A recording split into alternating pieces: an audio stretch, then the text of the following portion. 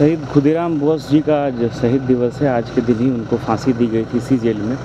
और हम लोगों के लिए एक बहुत बड़ी सीख है। 18 वर्ष की उम्र में, लगभग उनकी 18 वर्ष की उम्र थी, उस उम्र में जिस तरह की शहादत उन लोगों ने दी है। 17 साल में लगभग उन्होंने बलिदान दे दिया, सर्वोच्च बलिदान, अपनी जान की कुर्बानी कर दी। हम लोग श्रद्धांजलि देने के लिए एकत्रित हुए और हम सभी लोगों को भी उस भावना को अपने जहन में बिठा के रखना चाहिए कि देश की जब सेवा करने की जरूरत पड़े तो हमें तन मन धन से करना चाहिए। नमस्कार, आप फर्स्ट लुक बिहार देख रहे हैं और मैं हूं अभिषेक रंजन। आज 11 अगस्त है और आज ही शहीद खुदीराम बोस का बलिदान दिवस है, क्योंकि आज ही के दिन है अंग्रेजों ने उनको मुजफ्फरपुर के सेंट्रल जेल में फांसी दे दी थी। जिस जगह पे उनको फांसी दिया गया था वो फांसी स्थल आज भी है मुजफ्फरपुर के सेंट्रल जेल में, जहां पर मुजफ्फरपुर के सभी आला अधिकारी जिस समय पर उनको फांसी दिया गया था वहां पर पहुंचकर उनको श्रद्धा सुमन अर्पित किए, उनको श्रद्धांजलि दिए और उनको याद किए। आपको बता दें कि पश्चिम बंगाल के मिदनापुर के रहने वाले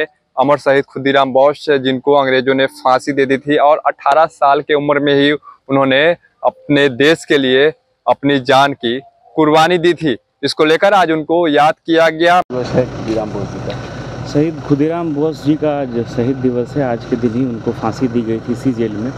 और हम लोगों के लिए एक बहुत बड़ी सीख है। 18 वर्ष की उम्र में, लगभग उनकी 18 वर्ष की उम्र थी, उस उम्र में जिस तरह की शहादत उन लोगों ने दी है और जो भी हमारे ऐसे स्वतंत्रता सेनानी रहे हैं, जिनकी शहादत की वजह से, जिनके बलिदान की वजह से आज हम लोग यहाँ ये माहौल देख पा रहे हैं अपने देश में, तो उनको हम लोगों ने श्रद्धा सुमन अर्पित किया है।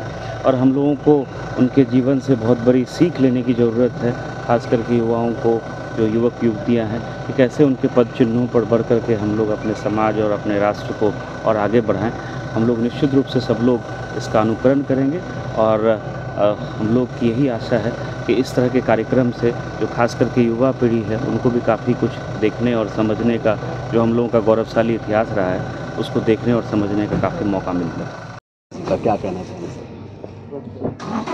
उन्होंने इतनी कम उम्र में ही देशभक्ति की भावना 15 साल में समझ ही नहीं होता, लेकिन उस समय 15 साल में वो इस काम के लिए कूद पड़े थे और 17 साल में लगभग उन्होंने बलिदान दे दिया, सर्वोच्च बलिदान, अपनी जान की कुर्बानी कर दी। हम लोग श्रद्धांजलि देने के लिए एकत्रित हुए और हम सभी लोगों को भी उस भावना को अपने जहन में बिठा के रखना चाहिए कि देश की जब सेवा करने की ज़रूरत पड़े तो हमें तन मन धन से करना चाहिए। सर, इसको पर्यटन स्थल के रूप में भी एक पहल आपके द्वारा पिछले वर्ष किया गया था, कुछ ऐसा पहल क्या है सर?